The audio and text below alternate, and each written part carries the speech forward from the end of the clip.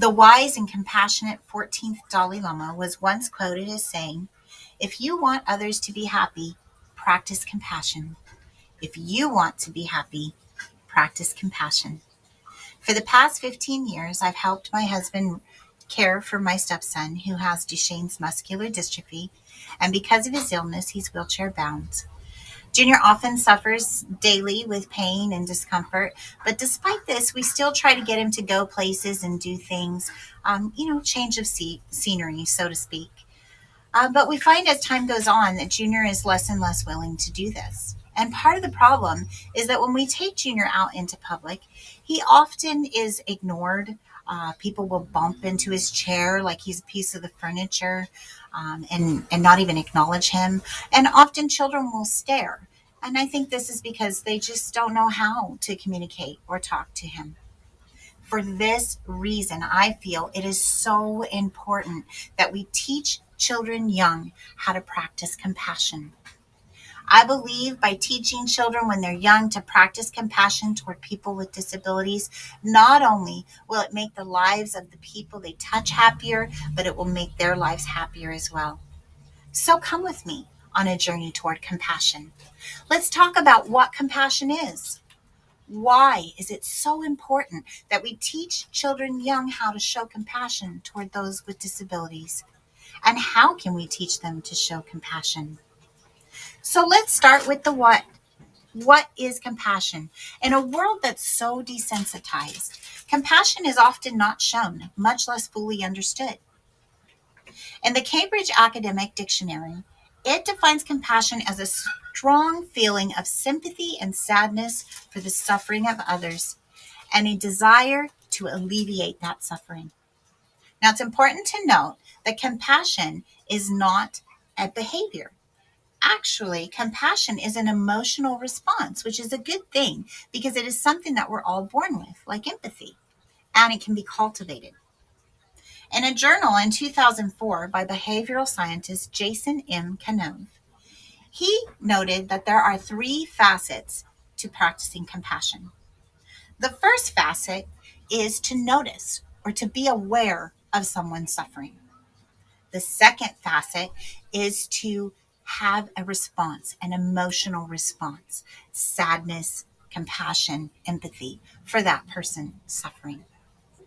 And the third facet of compassion is to act or respond on those feelings with a desire or doing something to help alleviate that person's suffering. With this in mind, that is why I feel it is so important that we teach our children young how to practice compassion toward those that are different and with disabilities. Let me give you an example of how one moment or one act of compassion can make a difference in someone's life, like my son.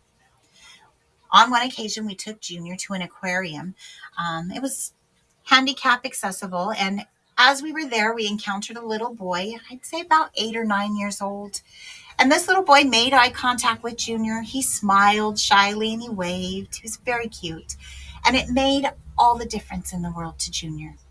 You see, that small act of compassion, that small act of acknowledgement, although possibly insignificant to us, changed his whole feeling about the day. You see, after a day of being bumped into, ignored, and even stared at in a place where he couldn't really even see all the displays of the animals because of his disability, that small act gave him just that much courage and willingness to go on, made him feel like he was just as important as everyone else and acknowledged. You see, despite the fact that Junior's in that wheelchair, just like anyone else with disabilities, just like all of us, we all have the same feelings and wishes and desires. We all want to be seen and heard and acknowledged. This is why it's so important that we teach children young to recognize and learn how to show compassion toward people like Junior. Children, when they're young, they're like sponges. So if we teach them this, to cultivate this natural given feelings of compassion, it can change everything about their life. Studies show that people that practice regularly compassion not only have reduced stress, but their lives are happier.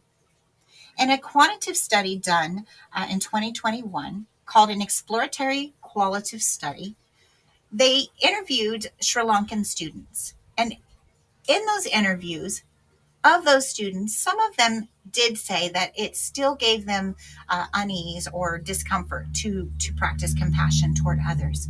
But the majority of the students noted that not only did it reduce their stress to practice compassion, it made them have an overall sense of well-being within themselves by showing compassion to someone else. So what better reason to teach children compassion? Not only will they be able to affect the lives of someone that they come across and cause more happiness in that life, but they'll also be rewarded with more happiness and less stress in their own. With that being said, how can we teach them? The one good way is through children's literature. Opening the world of books can give them an eye into all different kinds of people. In a journal written in 2012 by Leslie McLean, she states that children's literature helps children discover and understand people. By reading about their challenges and their actions, it helps them to understand and learn compassion. So read to your children, read to them about everybody, read to them about all the different people, and teach them that despite whether we're different on the outside, inside, we're all the same. But the best way to teach children how to show compassion in their lives and practice is by setting the example. Show them. Show them. If you're in the store, moms, dads, grandfathers, grandmas, you're in the store with your grandchild or your child, practice compassion. Show them, model those feelings. If you see someone sitting in a wheelchair or clearly there with a disability, say hello, smile. A simple acknowledgement can change how that person feels. And the child will see and recognize that act, and they'll see how you also feel, and it'll affect that feeling in them as well. And by modeling this behavior, they'll go on to continue and practice that in their own lives. So to close, we've discussed what compassion is. We've discussed why it's so important that we teach it to our young children. And we've discussed how. Now, my challenge to you, every student, educator, parent, grandparent, brother, sister, auntie, uncle, friend of family, whoever you are, teach our children compassion toward those with disabilities while they're young. This natural born gift we all have can be cultivated if we teach them through our example, if we show them through the way that we treat other people. If we read to them stories and open the world of books and knowledge of other people's thoughts and feelings and differences. By teaching children, we will not only make their lives happier, but by taking my challenge, the world we know will become a happier place with people who care more for one another. Thank you so much for your time.